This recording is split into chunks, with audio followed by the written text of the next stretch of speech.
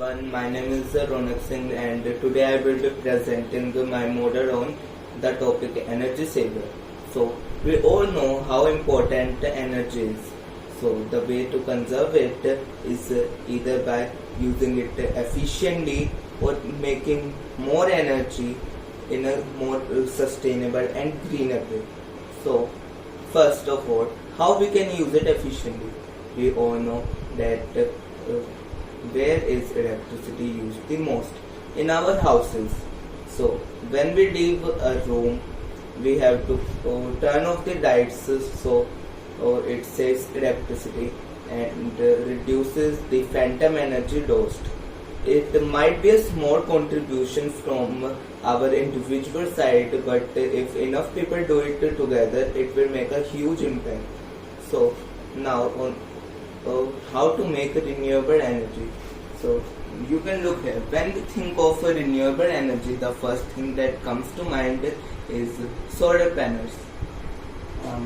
Here we can see this is a solar panel and it basically works by the principle that the sunlight has particles called photons, which will knock the electrons loose out of the silicon present on the solar panel, which will collect the loose electrons and we can use them as DC current.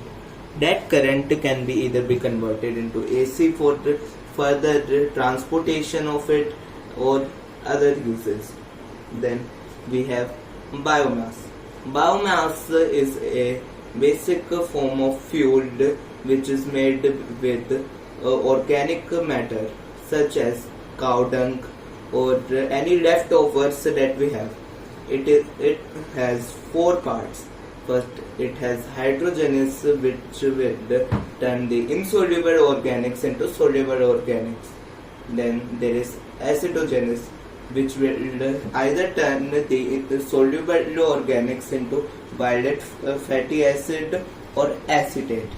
If violet acid is made, then acidogenous goes next. If not, then we will move straight on to step 4. Acetogenous basically converts the violet fatty acid into acetate and hydrogen particles with carbon dioxide. From there, methanogenesis can take place and convert it into methane, which is also known as biogas. Methane is a green fuel and can be used in stoves in place of CNG or LPG, which are much more expensive.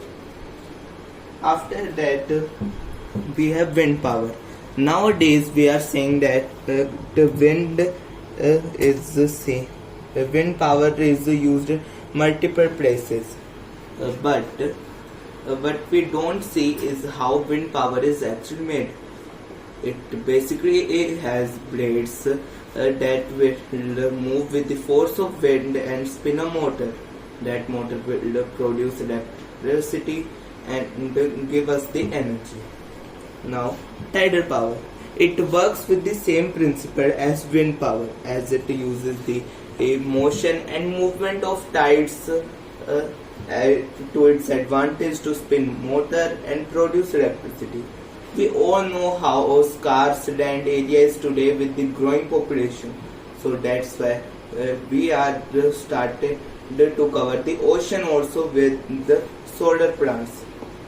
Like we have created the floating solar power station that will float in the ocean to make more solar power without using the scarce land area.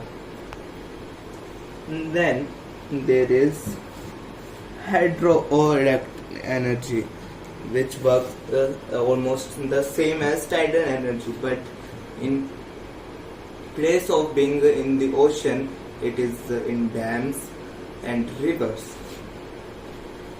Then there is nuclear energy, which works of the principle that radioactive materials such as uranium contains huge amounts of heat.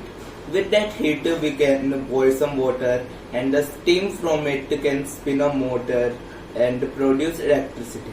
then that water comes back through a condenser to restart the entire process of being heated and cooled down. Then there is geothermal energy. Geothermal energy uses the heat of the under layers of the earth. We all know that earth might be cooled from the outside, but from the inside it is filled with molten magma, which can be used with water to make steam, spin motor, and create electricity.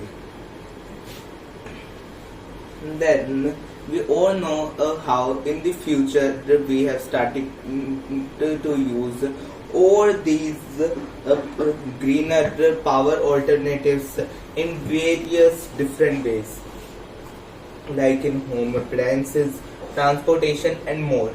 In conclusion, I want to say that saving energy is not only about just producing more greener and efficient energy, but it is also about how we use energy, because if we have so much energy around us, then people will start to use it in a carefree and useless manner.